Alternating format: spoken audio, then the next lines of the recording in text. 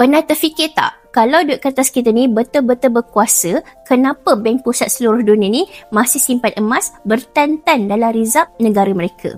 Kita ni selalu percaya duit kertas tu selamat, tapi realitinya bila berlaku krisis mata wang ataupun inflasi, nilai duit kertas kita boleh jatuh mendadak.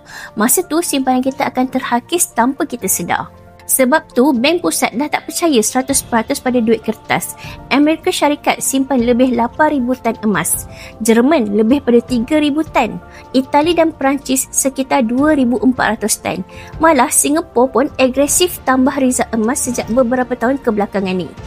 Mereka tahu hanya emas saja yang kekal bernilai walaupun ekonomi kita sedang merundum. Kalau bank pusat yang cetak duit pun letak keyakinan pada emas, kenapa kita sebagai individu ni masih letak semua simpanan kita dalam bentuk tunai? Dah sampai masanya kita ni ikut jejak langkah mereka untuk alihkan sebagai simpanan kita ke dalam bentuk emas supaya nilai harta kita ni lebih terjamin.